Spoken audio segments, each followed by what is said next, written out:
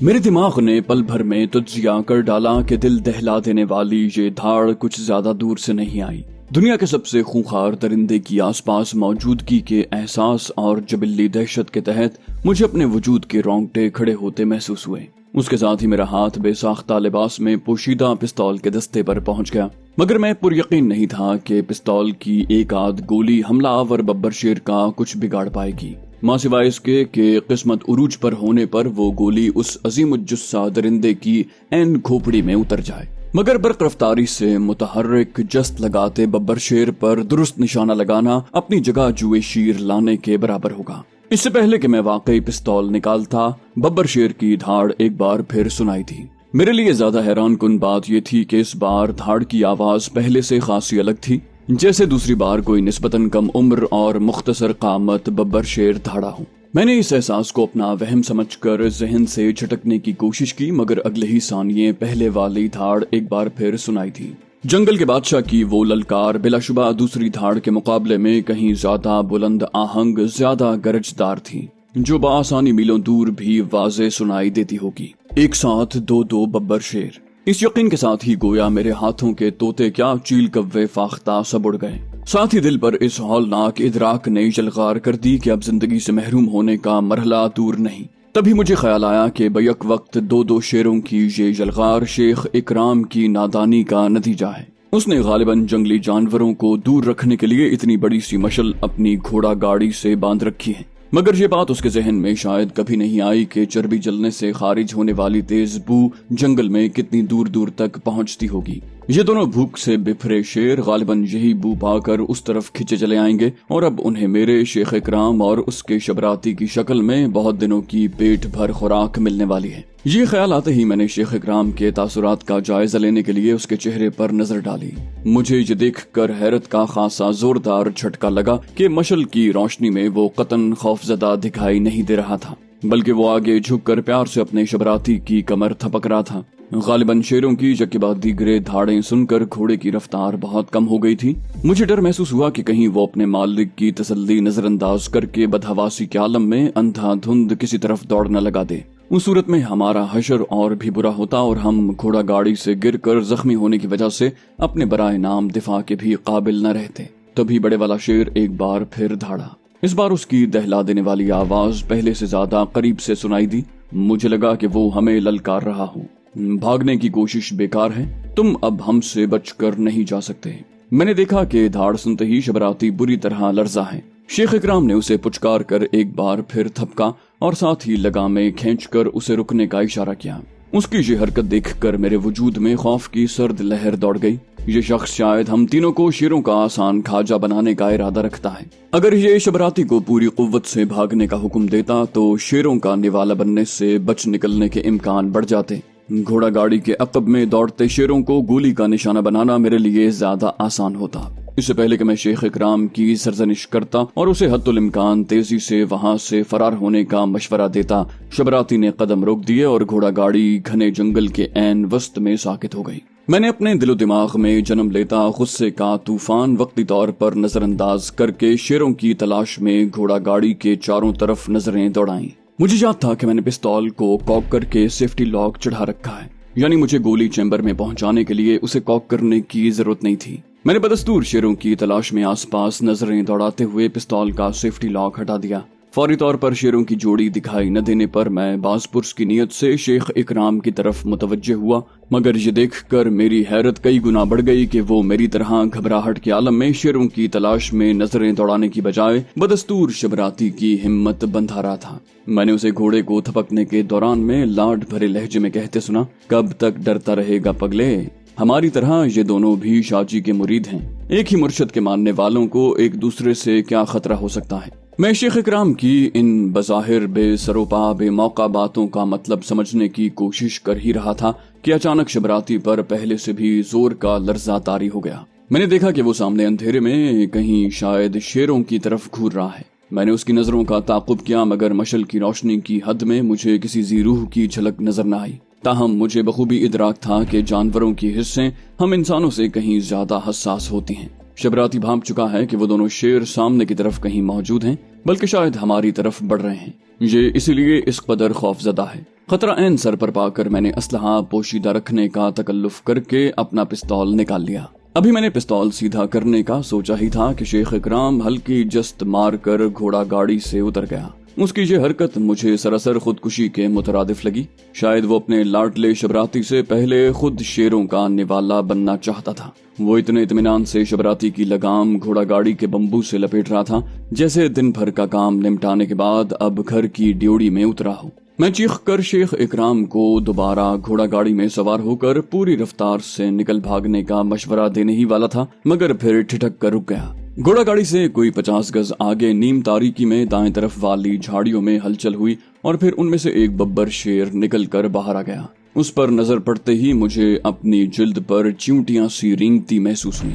इतने फासले से मुझे उसका कद काठ मुनासिब जिसामत वाले खच्चर जितना लगा, मगर दुनिया के किसी भी खच्चर की आंखों में चिराग की दहकती लौ जैसी चमक थोड़ी होती है। इस असना में शेख इकराम और उसका शबराती भी शेर को देख चुके थे, मगर दोनों का रद्द अमल बेहद मुख्तलिफ था। शबराती की तरह शेख इकराम की नजरें भी शेर पर ही जमी हुई थी, मगर जहां शबराती खौफ से थर थर कांपते हुए हलक से अजीब सी हिनहिनाहट जैसी दबी दबी आवाजें निकाल रहा था, वहीं उसका मालिक घोड़ा गाड़ी से लगभग टेक लगाए गोया इत्मीनान से अपनी दर्दनाक मौत करीब आने का इंतजार कर रहा था। मैंने इस तरह के आलम में पिस्तौल की नाल का रुख शेर की जानिब करके निशाना साधने की कोशिश की, मगर मुझे लगा कि नीम तारीकी की वजह से इतने फासले से भी बिल्कुल दुरुस्त निशाना लगाना आसान नहीं होगा। अगर पहले ही गोली कारगर मकाम पर यानी शेर की खोपड़ी या छाती पर न लगी तो ये जस्त लगाकर झाड़ियों में घुस जाएगा। उसके बाद ये घनी झाड़ियों के अकब में छुपा रहकर ऐसी जगह से हम पर हमला करेगा कि मुझे दूसरी गोली चलाने का मौका ही न मिलेगा।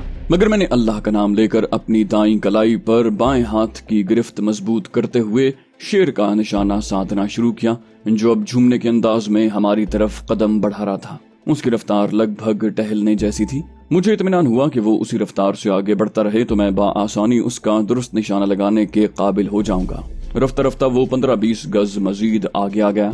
अब वो मशल की रोशनी की जद पर आ गया था और मैं उसे वाज़े तौर पर देख सकता था। वो भरपूर जवान और तनुमंद, नारंगी माइल, सुनहरी घनी अयाल वाला, खूबसूरत मगर दहशत तारी कर देने वाला नर था। ईमान की बात यह है कि उसके हुस्न वजाहत में ऐसी कशिश और रूप था कि मेरा दिल चाहा कि उसे निशाना बनाकर दुनिया से खुदा की एक शानदार तख्लीक नदारद करने का इरादा तर्क कर दूं। मगर तभी मेरी नजर उसके खुले मुंह से झांकते नुकीले दांतों और बाँछों से रिश्ती राल पर पड़ी। ये सोचकर मुझे झुरझुरी सी आ गई कि ये राल हमारे गोश्त और खून से दावत उड़ाने के ख्याल से टपक रही है। ऐन उसी वक्त शेर के अकब में दाएं तरफ वाली झाड़ियों से एक बार फिर गरजदार धाड़ सुनाई दी। मैंने देखा कि हमारी तरफ बढ़ता शेर जवाब में न सिर्फ गरजा बल्कि ठहर गया। फिर उसने मुड़कर देखा। उसे निशाना लगाकर मार गिराने का ये बेहतरीन मौका था। लेकिन मसला ये आन पड़ा था कि दूसरा शेर भी उससे कुछ ही पीछे झाड़ियों में था, और अगर मैं उस शेर का काम तमाम करने में कामयाब भी हो जाता तो दूसरा शेर झाड़ियों ही में गायब हो जाता, और फिर शायद शिकार के बहुत से किस्सों की तरह हमसे चूहे बिल्ली का खेल खेल कर बिलाखिर हमारी कहानी बारी बारी अंजाम तक पहुंचा देता। इससे पहले कि मेरी कश्मकश का कोई नतीजा निकलता, मैंने पहले वाले शेर से कोई 6 गज पीछे वाली झाड़ियों से एक और शेर बरामद होते देखा। मगर मुझे चंद ही लम्हों में अंदाजा हो गया कि ये दूसरा दिलावेज जानवर शेर नहीं बल्कि उसकी मादा है, एक जवान सेहतमंद हामिला शेरनी जो मां बनने के काबिल फख्र एजाज से कुछ बहुत ज्यादा दूर न थी। मुझे ये देखकर हैरत हुई कि शेर ने अपनी अहलिया के करीब आने का इंतजार किया और फिर वो दोनों खिरामा खिरामा हमारी घोड़ा गाड़ी की तरफ बढ़ने लगे। मेरे लिए इस मुशाहिदे की सबसे हैरान कर देने वाली बात ये थी कि शेरों के इस जोड़े के अंदाज में वहशत का फुकतान था। उनकी किसी भी अदा से नहीं लग रहा था कि वो हम पर हमलावर होने के लिए आगे बढ़ रहे हैं, मगर मैं उन वहशी दरिंदों से किसी खैर की तवक्को कैसे कर सकता था। मुझे बखूबी इदराक था कि शेरों का ये जोड़ा मजीद करीब आ गया तो उन दोनों को बैक वक्त मार गिराना मुश्किल हो जाएगा। यही वक्त है कि मैं बारी बारी दोनों पर गोलियां बरसा कर पिस्तौल का मैगजीन खाली कर दूंगा। इतनी सारी गोलियों में से 2-4 तो कारगर साबित होंगी। इस फैसले पर पहुंचकर मैंने पहले नर शेर की थूथनी पर निशाना साधने की कोशिश की ताकि गोली 2-3 इंच भटक भी जाए तो कारगर साबित हो। मगर ऐन उसी वक्त शेख इकराम की नजर मुझ पर पड़ गई। वो लगभग उस शेर ही की तरह गरजा, ये क्या कर रहे हो बाबू, गोली न चलाना। اس کے چیخنے کے انداز میں کچھ ایسی وحشت اور اضطراب تھا کہ میری انگشت شہادت لبلبی دباتے دباتے رہ گئی۔ تبھی شیخ اکرام ایک بار پھر چیخا، بولا، غضب ہو جائے گا سرکار، گولی نہ چلانا، ڈرو مت، یہ ہمیں کچھ نہیں کہیں گے، انہوں نے تو کبھی ہمارے سومل پور گاؤں کی ایک بکری بھی نہیں ماری۔ اس کی باتیں کچھ میری سمجھ میں آئیں، کچھ سمجھ میں نہیں آئیں۔ مجھے مخمصے میں گرفتار پا کر شیخ اکرام نے اس بار قدرے سخت لہجے میں کہا، بندوق کی نال نیچے کر لو بابو، یہ دونوں تو ہمارے شاہ جی کے مرید ہیں، ان کے لاڈلے اور پالتو، انہیں کچھ ہو گیا تو شاہ جی کا دل بہت دکھی ہوگا، خدا کے لیے۔ اس اسنا میں شیروں کا جوڑا اتنا قریب آ چکا تھا کہ انہیں نشانہ بنانے کی کوشش میں خود شیخ اکرام بھی گولیوں کی زد میں آ سکتا تھا، جو شاید جان بوجھ کر میرے پستول اور ان شیروں کے درمیان حائل ہو گیا تھا۔ حیرت کی بات یہ تھی کہ وہ اپنی طرف بڑھتے ان خونخوار درندوں کی طرف پیٹھ کیے بے فکری سے کھڑا تھا۔ شیخ اکرام کے الفاظ سے زیادہ اس کے التجائیہ لیکن پرزور لہجے نے مجھ پر اثر کیا۔ مجھے لگا کہ وہ خونخوار جنگلی درندوں کی بجائے اپنے شبراتی کی جان بخشی کے لیے التجا کر رہا ہو۔ اس کے الفاظ کے علاوہ شیروں کی جوڑی کا رویہ بھی اس کے الفاظ کی وضاحت کرنے کے لیے کافی تھا۔ شیر اور شیرنی اب بچوں کی طرح خوشی سے کلکاریاں مارنے جیسی آوازیں منہ سے نکالتے اور لگ بھگ بچوں ہی کی طرح اٹکیلیاں کرتے ہوئے شیخ اکرام کے عقب میں کھڑے تھے۔ ادھر خود شبراتی پر بھی اب لرزہ طاری تھا، مگر یہ اندازہ لگانا بھی مشکل نہیں تھا کہ وہ در حقیقت دہشت زدہ نہیں ہے، ورنہ اب تک ساری وفاداریاں بھلا کر وہاں سے بھاگ چکا تھا۔ وہ محض جبلی طور پر خوف میں مبتلا ہے، ورنہ اس کا دماغ اپنے سابقہ تجربوں کی بنیاد پر جانتا ہے کہ اسے ان شیروں سے جان کا خطرہ نہیں ہے۔ میں نے گہرا سانس لیا اور دھڑکتے دل کے ساتھ پستول جھکا لیا، تاہم میں نے اسے جیب میں نہیں رکھا۔ میں لمحہ بھر میں اس کا رخ ہدف کی طرف کر کے گولی چلا سکتا تھا۔ شیخ اکرام کی خود اعتمادی بلکہ خوش اعتقادی اپنی جگہ، مگر اتنے تند خو جانوروں کی خون بہانے کی جبلت کسی بھی وقت بے قابو ہو سکتی ہے۔ میں اپنی زندگی کی طرف سے غفلت کا متحمل نہیں ہو سکتا تھا، تاہم میں نے جیسے پستول شیروں کی طرف سے ہٹایا، شیخ اکرام کا چہرہ خوشی سے کھل اٹھا۔ اس نے اطمینان اور احسان مندی کے اظہار کے طور پر پیشانی تک ہاتھ اٹھا کر مجھے سلامی دی اور پھر شیروں کی جوڑی کی طرف پلٹا۔ شیر اور شیرنی اب تابیدار بچوں کی طرح گویا اس کی توجہ کے منتظر تھے۔ ان دونوں کی گھنی دمیں تیزی سے ہل رہی تھیں، تاہم ان کے رویوں میں جارحیت کا فقدان تھا۔ تبھی شیخ اکرام نے انہیں ڈپٹ کر کہا، ذرا صبر نہیں کر سکتے تم دونوں؟ پہلے کبھی ناغہ ہوا ہے؟ پھر اتنا شور کیوں مچاتے ہو تم؟ میرے شبراتی کا خون خشک ہو جاتا ہے تمہاری دھاڑیں سن کر۔ گاؤں والوں کے ڈنگر الگ رسیاں توڑوانے لگتے ہیں۔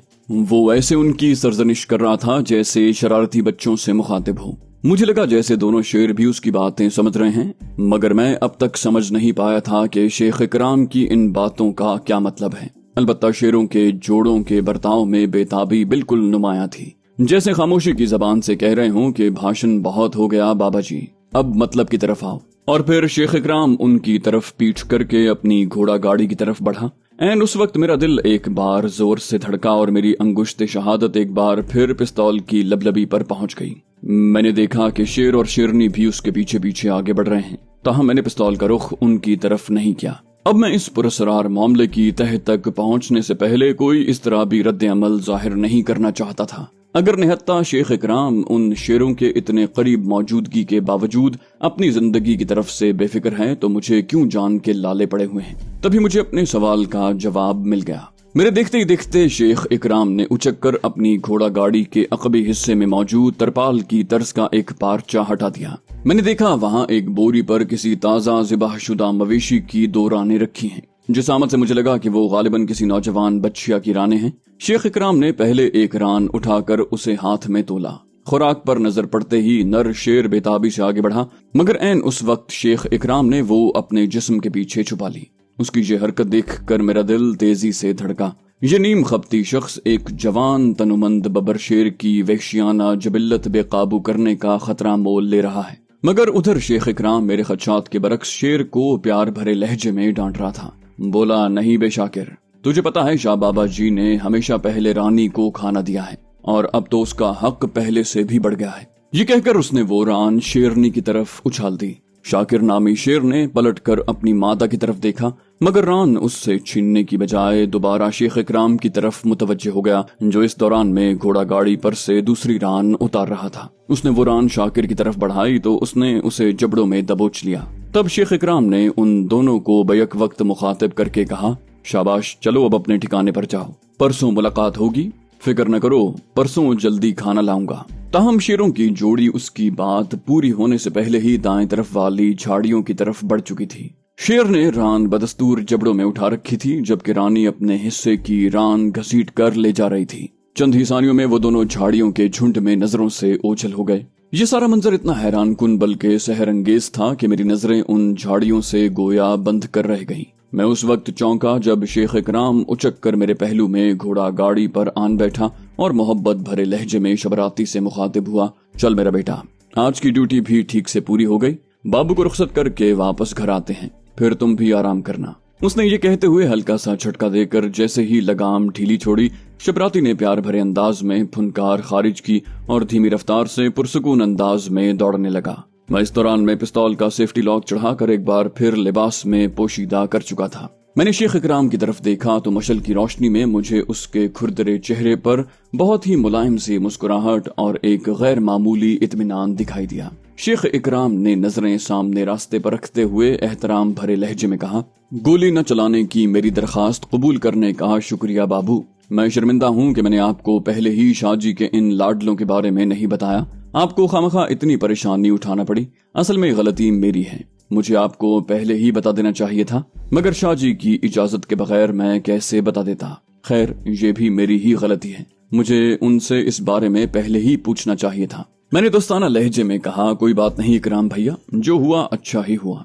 आप मुझे पहले ही सब कुछ बता देते तो शाहजी के इस करामाती पालतू जोड़े यानी शाकिर और रानी को उनके असल रूप में देखने का मजा न आता।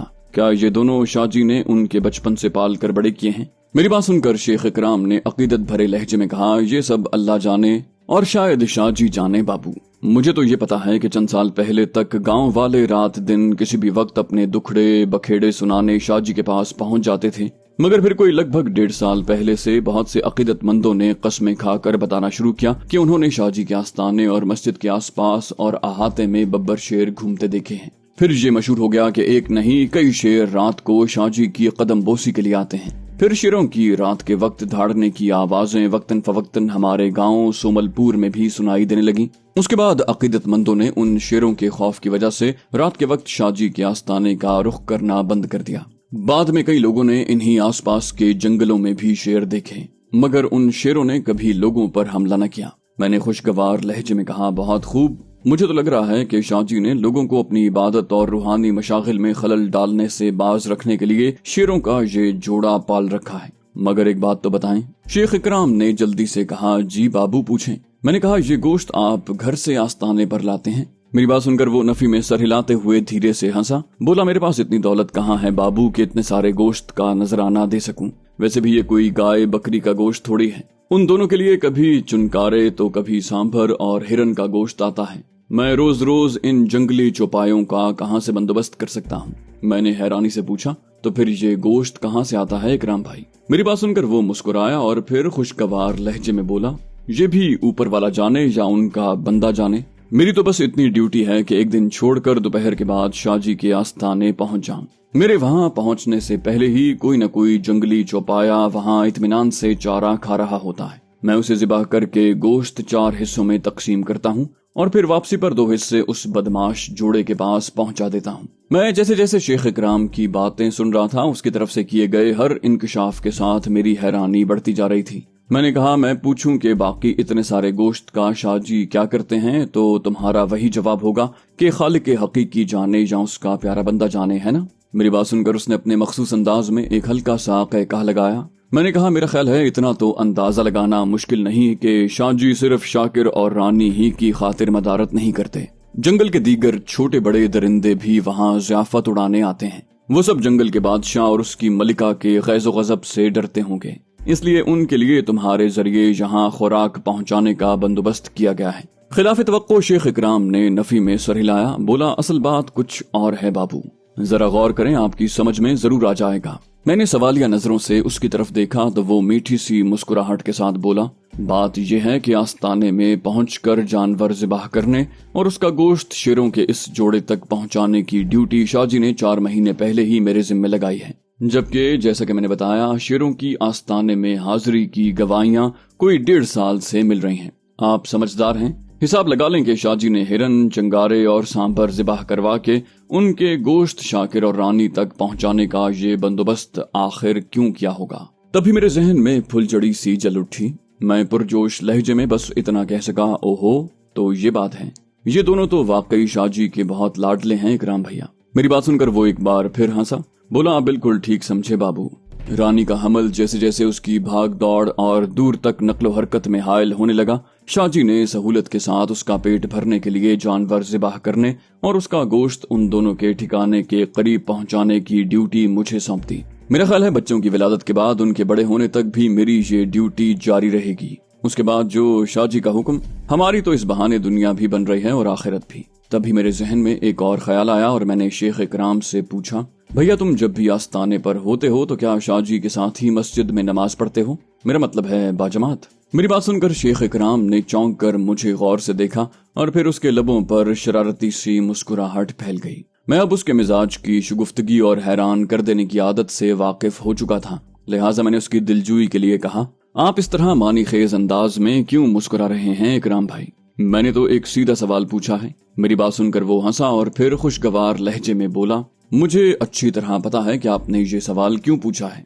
मुझे भी शाहजी की इमामत में पहली नमाज पढ़ते हुए ही वो तजुर्बा हुआ था जिसके बारे में आपने सवाल किया है। मुझे पहले तो बहुत डर लगा, मगर शाहजी की वजह से हिम्मत बंधी रही और फिर जब मुझे कोई नुकसान नहीं पहुंचा और ना कोई नजरों से ओझल मखलूक मेरे घर तक पहुंची तो मेरा खौफ खत्म हो गया। उसके बाद तो जैसे आदत पड़ गई। खुदा जाने कितनी तादाद में आतिशी मखलूक शाहजी के आस्ताने पर हाजिरी लगाती है। उनमें से चंद एक जिन ही शरारतन अपनी मौजूदगी जाहिर करते हैं। मैंने अपना अंदाजा दुरुस्त होने पर इत्मीनान महसूस किया और फिर शेख इकराम को बताया, आप बिल्कुल ठीक कह रहे हैं, मगर मुझे यकीन है कि मुझे शरारतन अपनी मौजूदगी से आगाह नहीं किया गया। इत्तेफाक से शाहजी की तिलावत के शहर में गुम होने की वजह से ऐसा हो गया होगा। आप मुझे शाहजी के बारे में मजीद कुछ बताएं तो मेहरबानी होगी।